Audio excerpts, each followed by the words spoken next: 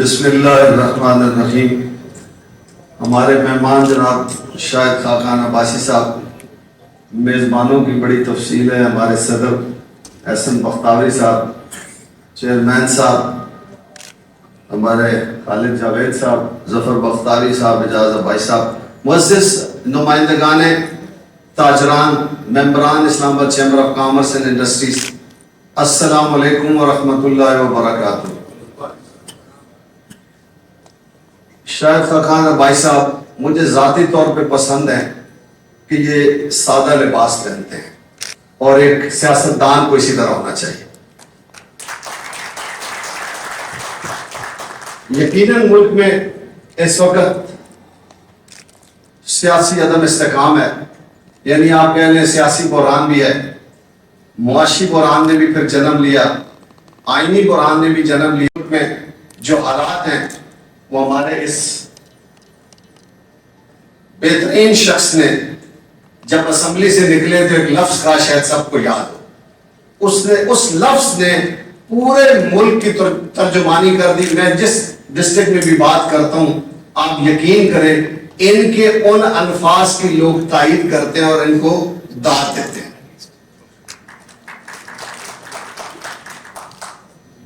اور میں جو ہماری عباسی برادری کی بات ہو رہی تھی، تو عباسی برادری الحمدللہ مجھ سے بھی بڑی محبت کرتی ہے، اور میں ان کا ذاتی طور پہ شکر گزار ہوں۔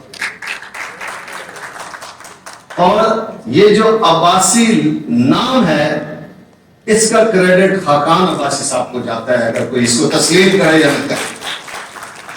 میں اس وقت جب وہ سیاست میں آئے اور انہوں نے ایک نئے انداز سے الیکشن لڑا، ایسے لڑتے نہیں ہیں لوگ الیکشن، کیونکہ وہ ایک دم سے باہر سے بڑی خدمت کی انہوں نے دنیا میں رہ کر پاکستان کی، لیکن جب دیکھا کہ ادھر ضرورت ہے، زندگی کا پتہ نہیں ہوتا ہے کہ وہ کس وقت ختم ہو جائے گی، لیکن انہوں نے اپنی برادری کو ایک خوبصورت پہچان دی کہ آپ ایک بڑی برادری ہیں اس ایریے کی، اس خطے کی۔ تو شاہد خاقان عباسی صاحب، میں آپ کا شکر گزار ہوں۔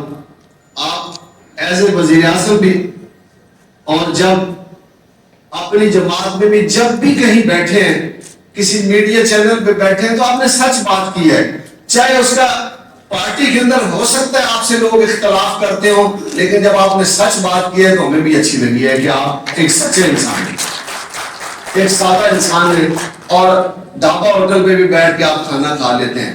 تو میں آپ کا شکر گزار ہوں۔ میں صرف یہی کہوں گا کہ اس وقت جو ملکی حالات ہیں، ہم تباہی کی طرف جا رہے ہیں۔ اس وقت ہم کھائی کے کنارے پہ کھڑے ہیں، اور یقین کریں اگر معاشی حالات ہمارے مزید غمگین ہو گئے تو پھر ہم کھائی میں گر جائیں گے، پھر ہمارا اٹھنا مشکل ہو جائے گا۔ اس وقت پورے ملک میں ایک ہی آواز مجھے آ رہی ہے ایز اے تاجر نمائندہ کہ ہم بجلی کے بلوں کا کیا کریں۔ کوئی مجھے کہہ رہا ہے شٹر ڈاؤن کر دیں، کوئی مجھے کہہ رہا ہے ہم ہڑتال کے لیے سڑکوں پہ آ جاتے ہیں۔ میں ان سے روزانہ بات کر رہا ہوں، لیکن اس کا حل کیا ہوگا؟ ہم سڑکوں پہ بھی آ جائیں گے، ملک کو ہم نے اتنی مشکل میں ڈال دیا ہے کہ اس کا اب جیسے میرے چیئرمین صاحب بات بڑی خوبصورت کر رہے تھے کہ اب کیسے ممکن ہوگا کہ ہم اس کو سنبھال لیں۔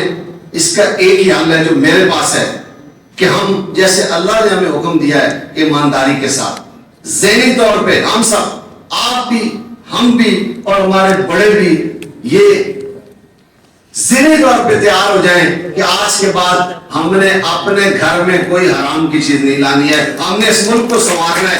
ہم اس ملک کے لیے ہم دن رات کام کرتے ہیں۔ کبھی ہمیں کہا جاتا ہے 8 بجے دکانیں بند کر دیں۔ میں یہ کہنا چاہتا ہوں کہ میں اگر 8 بجے دکان بند کر دیتا ہوں، ٹھیک ہے، سسٹم کوئی نہیں ہے، لوگوں کو اس بات کی، میں کہتا ہوں میں 5 بجے نماز پڑھ کے کھولنے کے لیے پورے ملک میں دکانیں تیار ہوں۔ آئیں میرے وہ سرکاری افسران بھی 5 بجے نماز پڑھ کے ملک کھولیں، ہم شام کو سارے اکٹھے اس ملک کی خدمت کر کے واپس جائیں۔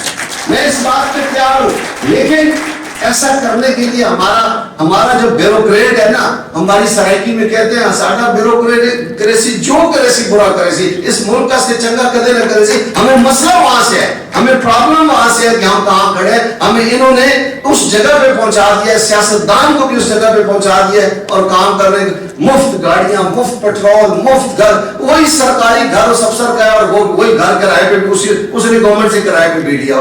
یہ ہمارے اوپر ظلم ہے. جو اخراجات ہیں ہمارے بڑے بڑے ہاؤسز کے، ان کو ختم ہو، یہ نہیں کہ کمی ہو، ختم ہو. اس تو بدقسمتی تو یہ ہے کہ ہمارے نگران بھی آتے ہیں تو نئی شیروانی اور نئے سوٹ سل جاتے ہیں، لمبے دن کے لیے آتے ہیں. ہمیں سوچنا ہے کہ غریب ملک ہے بھائی، ہمارے پاس کھانے کو کچھ نہیں ہے، تو ہمیں اس ملک کو سنبھالنے کے لیے قربانی دینا چاہیے، اور سب قربانی دیں. یہی کہوں گا. اللہ تعالیٰ فرماتا ہے قرآن مجید میں کہ جن کو ہم زمین پر اقتدار دیتے ہیں ان کو چاہیے کہ وہ نماز قائم کریں، وہ روزہ رکھیں، وہ زکوٰۃ دیں، لوگوں کو برائی سے منع کریں اور بھلائی کا کہیں. بے شک سارے کاموں کا انجام اللہ کے قبضے میں ہے. پاکستان زندہ باد.